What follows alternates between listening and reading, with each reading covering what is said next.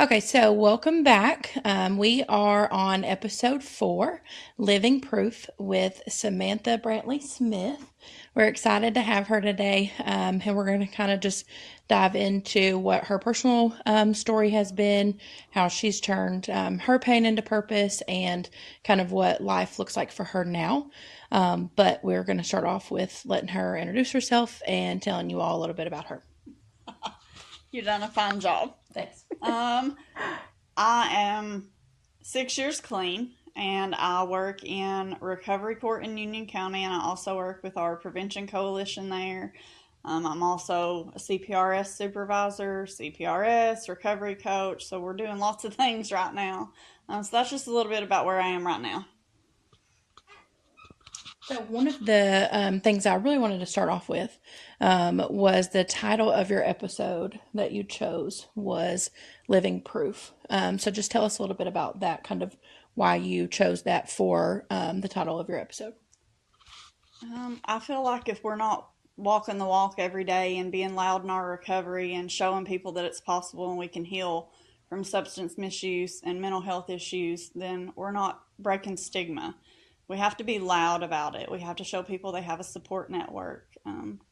So that's just my main reason. That's all I could think of when you ask me what's the title. It was Live and Proof because that's what we do every single day. We walk the walk as Live and Proof, and we give people support. Nice. So I heard you say that you are in Union County, which is a real rural community. And what would you say are some of the like challenges of being in a rural community and being in recovery as far as like support and resources? Resources are very limited. We have Cherokee Mental Health and, of course, the local health department. And I'm going to go back to like when I was in and out of jail. There was not any resources that I was aware of. So it was just jail, back on the street, back to couch hopping, being homeless, whatever, back to jail. So there was no resources.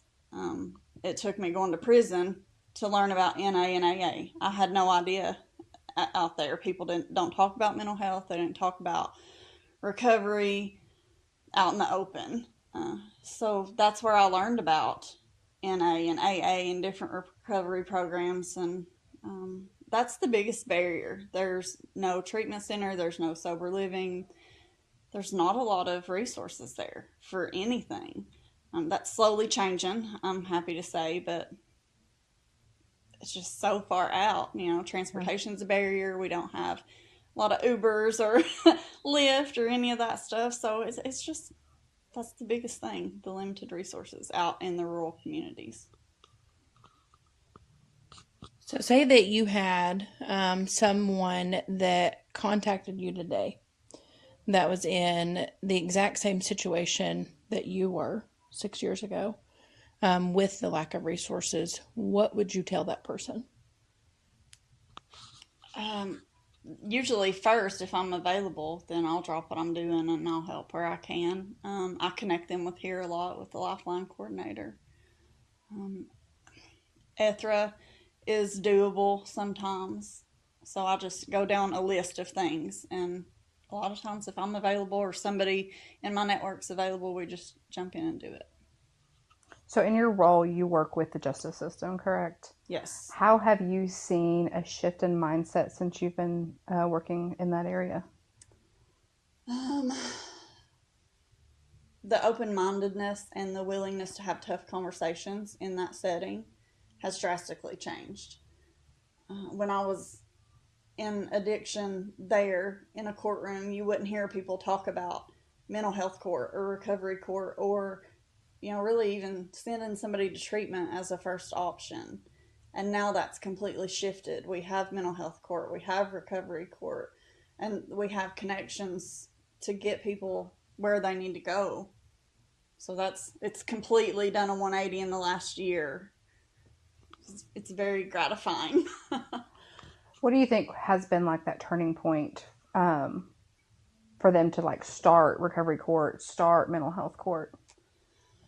So our judge, before he ran for judge, was my public defender, and he has some lived experience that makes him a little more compassionate and understanding. There's nobody in our county that hasn't been touched, as with most places. So our mayor's very supportive. So it's just been the couple of people that were open-minded enough and knew me. That's why I chose Living Proof. I don't want to say that, I'm the changing factor in all that. God used me and he used them to open these doors.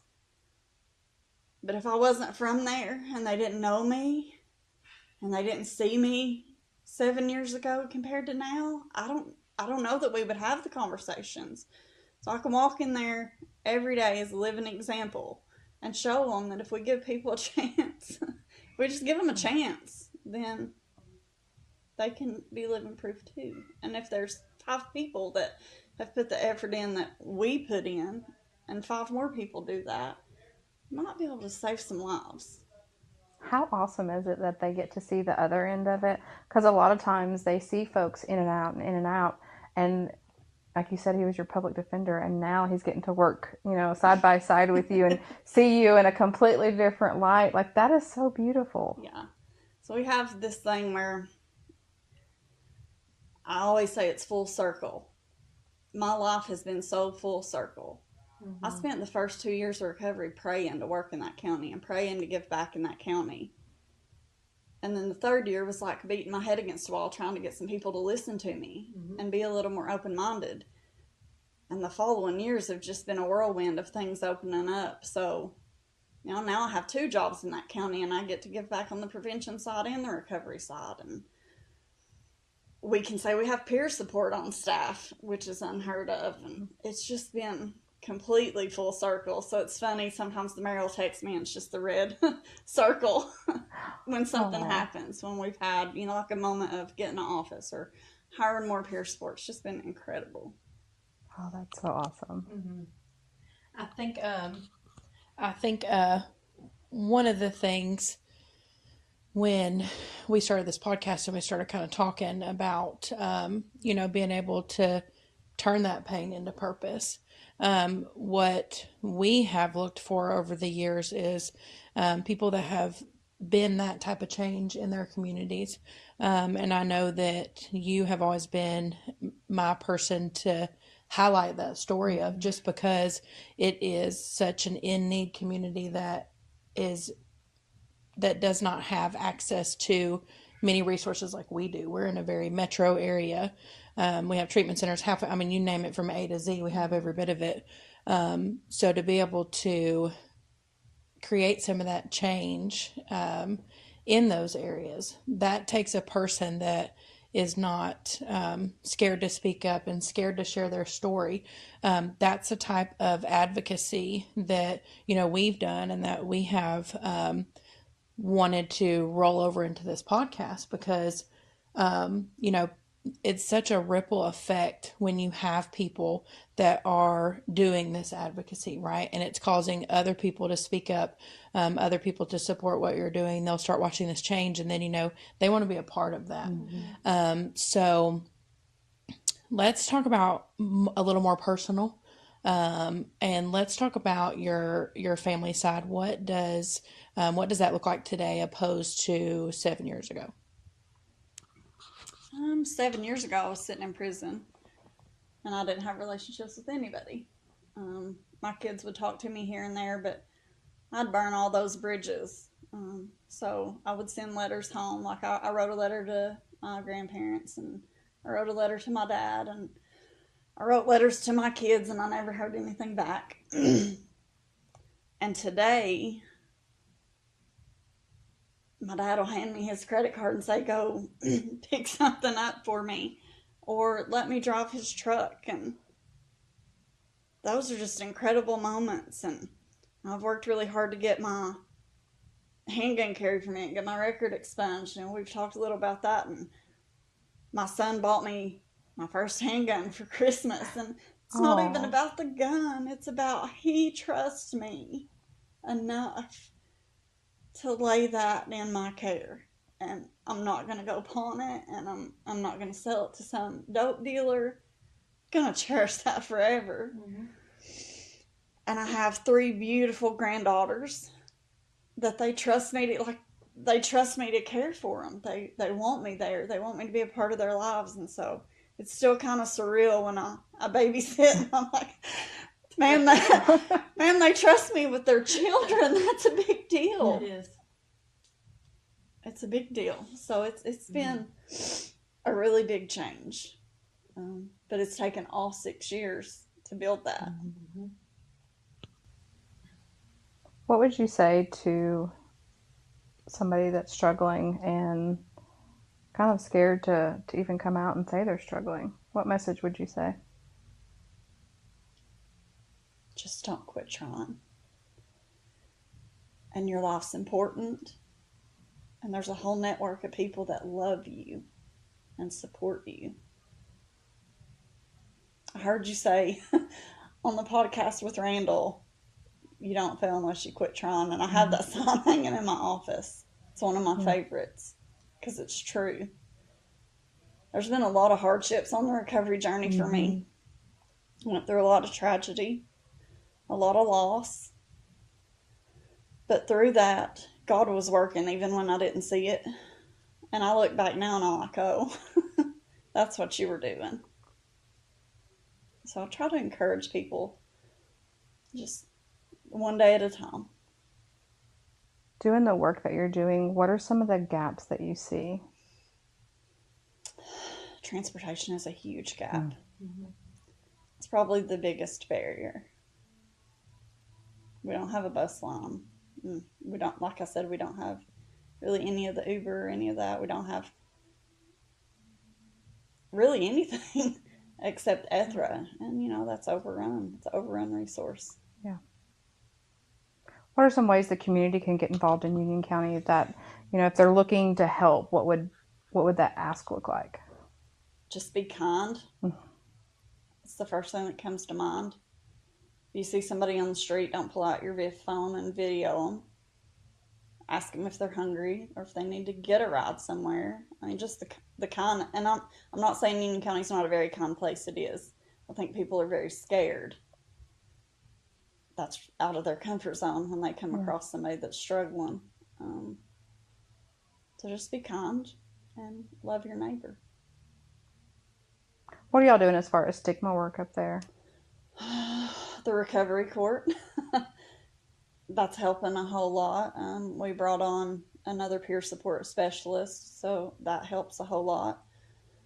Just having the open conversations and sharing my story as much as possible. Justin's sharing his story as much as possible. So just walking the walk and being that living proof again that, you know, we can change and we can grow and we can heal and we can give back. I remember being in that jail and they would always say, you know, you keep coming back here. You're never going to amount to anything. You're going to die. You know, all these things. Nobody never one time asked me, how can I help you? How can we get you somewhere safe? So I'm now able to go in the jail and talk to the inmates. And sometimes that's the biggest question, like, how can I help you? So I think them seeing that is shattering the stigma there. Yeah, it's giving them a voice in the process versus going in and telling them, if you don't change, this is the outcome of it. Yeah. Asking them what that looks like and how to do it. It opens up some really good conversations. Let me take it back. Yeah, it's hard for you, sister. So one thing that comes to mind is I stood in the jail one day on this side and I watched one of the COs say, they're just going to keep coming back. I don't know why you're trying to help. They're going to keep coming back.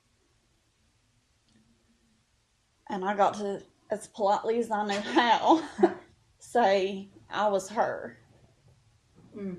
I stood here and somebody said that and I heard it, or they said it to my face. If we don't give them a chance, yes, they're going to keep coming back. No doubt in my mind, they're going to keep coming back. You have to give them a fighting chance. So I kindly ask that they don't do that in front of them.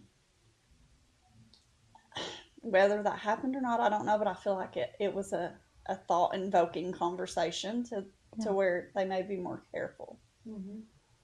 When we know better, we do better. And it takes things like that to happen for people to kind of sit back and think, oh, that was kind of crappy to say. Yeah. Maybe I should do something different. Yeah. So my husband and I have these tattoos. Do better? That say do better. They're both on the same arm.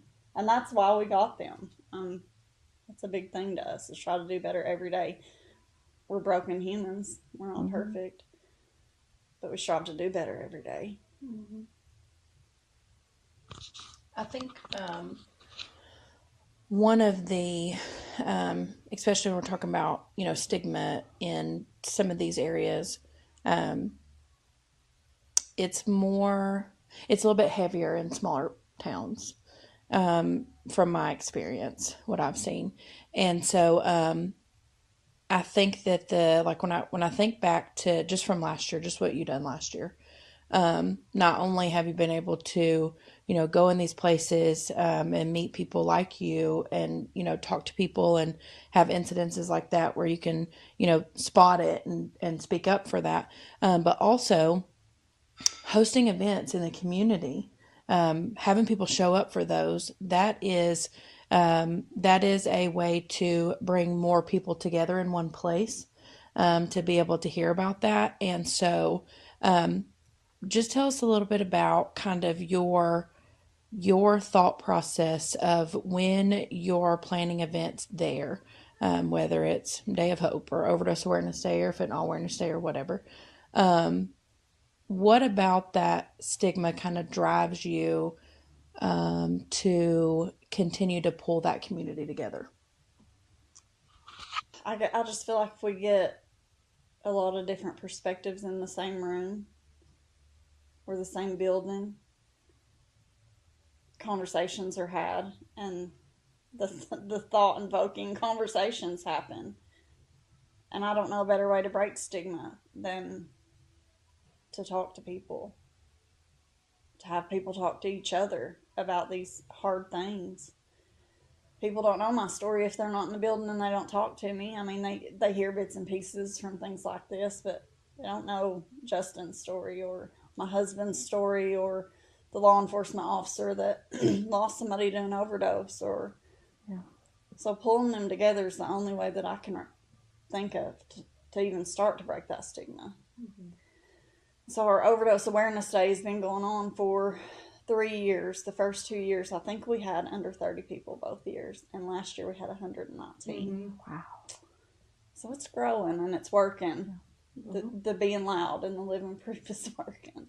It is.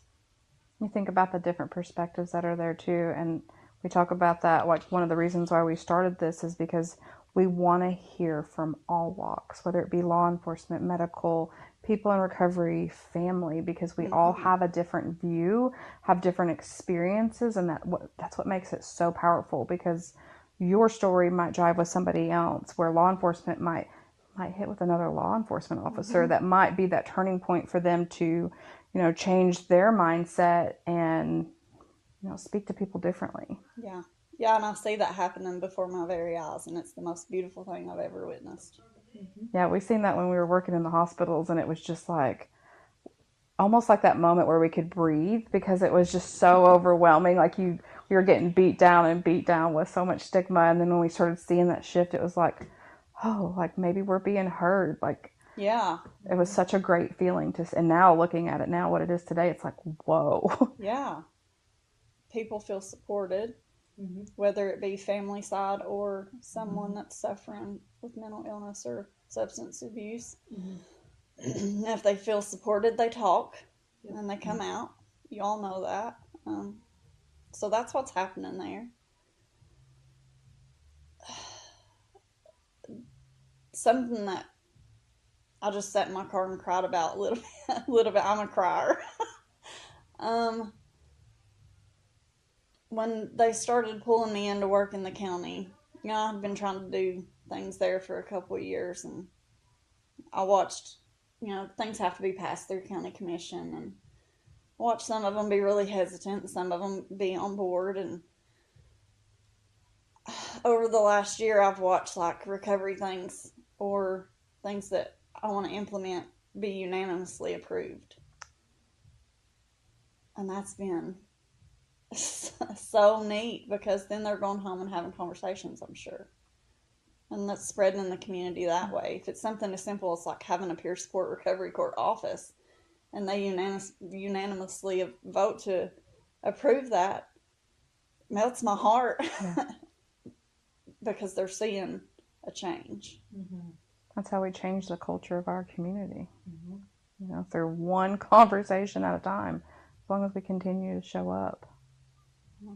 You had said something about experiencing like some challenges and some hardships in recovery. What was that like, and um, how do you handle those situations today versus 7 years ago? A support network. It's a huge support network. My path to recovery wasn't strictly NA or AA or any path really. It was God and faith, and people talk about jailhouse religion, and I used to think that was the craziest thing ever until God sat me in prison. And that's when I truly got saved. During that prison stay, I was slowly reaching back out to my kids, and something had changed in my heart. And looking back, I truly believe He sat me down to show me I didn't need anybody but Him. So my oldest daughter had my first granddaughter stillborn while I was in prison. The very next day, my husband that passed due to complications from endocarditis is when he had his first emergency open heart surgery. So like, we lost Rylan one day, he had emergency open heart surgery the next day, and I was sitting in prison. Couldn't do nothing. I hope I called home, and nothing else had happened. And that shook me to my core. But even in that environment, I stayed clean. And the Life Recovery Bible probably saved my life in there. I would pick it up every single day and read it. And I've been doing this thing that we do ever since. I haven't thought about getting high. I haven't thought about drinking. I haven't thought about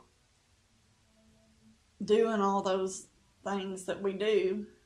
Have I made mistakes? Yes. But I built that support network from the time I walked out of those doors until now. So I have, all my dad's family back. They just welcomed me back like... And I have all my kids around me, even my son that was adopted.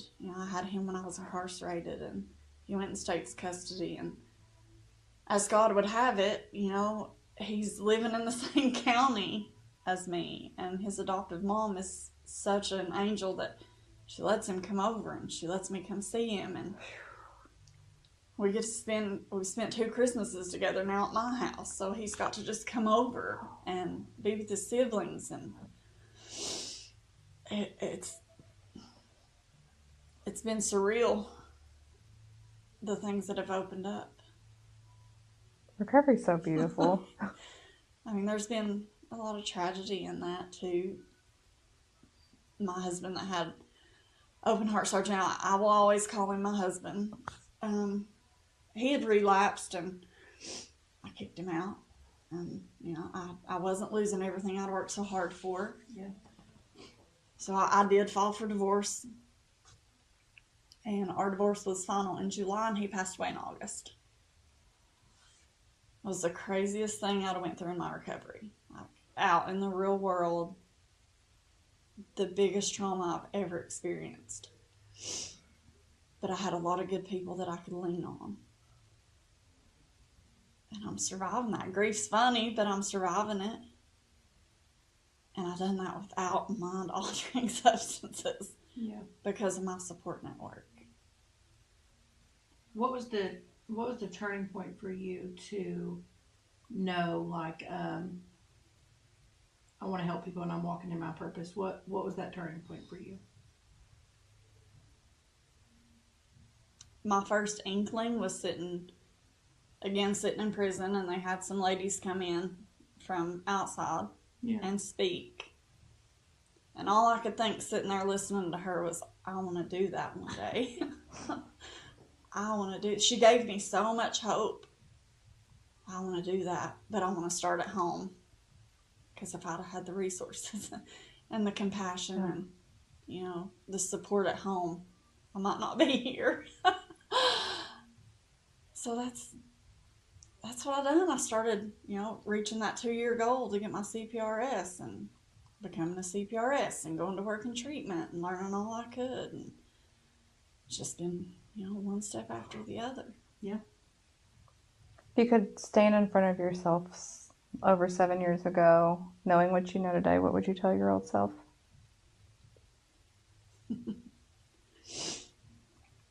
Life's good and you're worth it. Don't give up. I felt so worthless sometimes and so broken. Thought nobody cared. Just don't give up.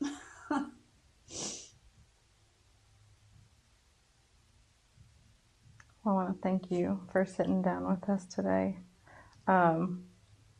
It's been awesome, like watching you grow just over the couple years that we've known you doing this work. I mean, you have just blossomed and have been, such a warrior for this work and for people in your community. I know it's hard going back. Some people don't get that option to go back home and, continue to give back and show people that, we do recover and we need more people like you that can. Thank you. It's been one of the biggest blessings of my recovery is actually getting to go back home where I prayed for so many years to go back and work. One of the greatest blessings of my recovery. And you all have played a huge part in inspiring me to do better and keep fighting. I watched you all for a year before I probably met either of you, and I saw that it's possible. So thank you both for being that light. Well, first, I'm coming on the path behind her. So once I get my part in, I owe her a date to the gun range. Yes. But what I wanted to talk about that for a second was, talking about being a crier. Like I'm too, so bad it's terrible. But I think it's just because like this overwhelming gratitude, like just it's like it gets in my heart and it's overflowing. And I don't know what else to do but cry. And so it was so funny because we, anyway, so we go do football every year after Christmas or whatever. And so I will never forget when I opened up my phone and it was a picture of a gun from Sam. And I'm going, what in the, because I was like, what is she doing? Like, and so I'm scrolling and it's like all these little crying eyes. And she's like, look what my son got me for Christmas. And it was just one of those like really wholesome moments, because my literal favorite thing in the entire world is watching people live these lives of recovery and then it like pouring over into their kids and their community. And I think that is so special, and there's some people that, they get into recovery. They may never want anybody in their life to know that. They may have a whole different career path. And that's fine and great. And I still am just as proud. I just think that it takes extra special people to, heal through their own trauma.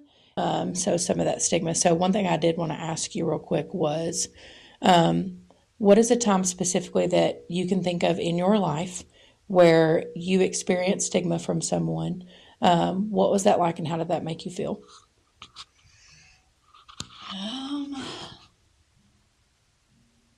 I'm going to go back to when we first started recovery court. We had meetings probably a year prior to officially starting. And whether it was intentional or not, people kind of looked at me like, was I doing good enough? Was I able to be trusted? It may not have been intentional, but I felt a lot of uncomfortableness walking back in the courtroom and being around the other side. And it took me a little while to get comfortable. I would leave there almost sick to my stomach in the beginning. And then that like with the jail. I won't go into specifics, but it was a battle even after I was contracted for there to be agreement for me to go into the jail and talk to the inmates. Yeah. And that hurt. I had walked the walk and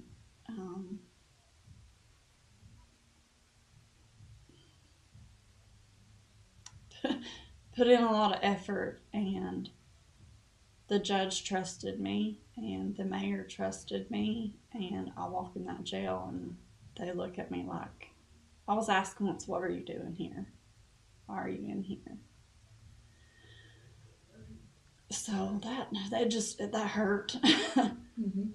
If you can't look at me and know that I'm healthy now versus I feel like that should be a statement in itself. Mm-hmm. We have some color to us. We have some weight on us. We're trying to give back. Why are you still asking me what I'm doing here? Yeah. So I went home and cried a few times. Yeah. Over that, but I kept going back. Yeah. And that's shifted now. But it was a painful start for me. I think it's awesome getting to see the shift. Mm-hmm. That they're now working with you, and now you're going up in there like you run the place, which I think is awesome. Yeah. Because I think that's where we all started at, just feeling beat down. I know I went home and cried many times. I know we sat at the desk and cried many times together in the hospitals, and I think just again continuing to show up, because you think from their side of it, they don't see a lot past what's right in front of them. Mm-hmm. Yeah. So for you to continue to show up and show them compassion and grace, because they're not in the place that you are, has allowed them to change their mindset and see that recovery is possible. Yeah. It's huge when somebody that was once resistant to you being there is now like, hey, can you come help so and so? Yeah. Yeah. And I think too, we often talk about like meeting people where they are, and so we use that mostly in the people that we're serving that are needing resources, but also that's the people who are not understanding so far, right? So we gotta allow them to go through. Well, they're going through a process anyways, whether we allow them or not. But we have to allow them to go through that process too, because if you think about it, when this shift happened, especially in the state of Tennessee for peer support, that was new and uncomfortable to so many people. Mm-hmm. So it took a while for people to kind of start getting on board, and then they start seeing these changes happen, and then everybody's going, oh, because then they're actually seeing people who are out here recovering in the communities every single day and doing it loud instead of all they're seeing is our mug shots on TV, or and so then they're seeing an entire army of people out here preaching about recovery, but they're living recovery, and so I think that's what's been the pretty cool thing is to kind of watch that. But me and Ashley, we were talking about you earlier and trying to describe, and I feel like you've been an absolute trailblazer in your community, because the lack of resources, and don't discredit the work that you have done that has brought that there, because even though credit to higher powers of putting and aligning things together. But that does not change the fact that you use your voice as opposed to someone else that may have wanted to before. They might have been scared. They might have, felt some type of way and turn around and not said anything again or whatever. So you have been instrumental in doing that. And it's those conversations that are happening because of that. And like you said, when they're making unanimous votes as to where it used to be like, pulling teeth. That's definitely conversation starters. That means they've had a lot of conversations going on together. Yeah. Because now everybody's on the same page, right? Yeah. So, in the same book even. Right. So like it's those conversations that spread, because then it does go home to their families, and then it goes to, wife calls her best friend on the phone, and that's just how this works and how it spreads. And I'm really thankful that you come and shared your story with us today. Yeah, me too. Glad y'all had me. I spend a lot of time coming down here talking to you all, making connections for resources, going to conferences, like doing all these things to pull stuff back there. Yeah. So I've worked my butt off. Yeah. You know, so I went from, you know, us not having really anything or me not knowing what to even look for when somebody asked for something to, and I got a phone call this morning and they're like, this officer gave me your number. I need an 8-hour class, you know, to satisfy my court requirement. Yeah. And that's not in my job description, but that's peer support. Absolutely is. And for them to think, oh, let me have them call her. Yeah. It's pretty cool, isn't it? Yeah. It is. Is there anything else that you want to share with us or with the viewers today about you or your journey, or maybe some positive parting words? I just want to say, you know, reach out if you're struggling. We're here. There are great places like MDC. There are great people like Jessica, Ashley, and myself that will drop whatever we're doing to help. Your life matters, and we're living proof that we can break down barriers and recover loudly and change our communities. Absolutely. So we want to thank our viewers today for tuning in and sitting with us and hearing Samantha speak. I want to challenge you today to think about some things that you can do to get out in the community and start, you know, being involved in anything recovery related, whether it's being, you know, present at a coalition meeting or doing some volunteer work. Just reach out a hand to somebody who might need it. Until next time, we'll see you.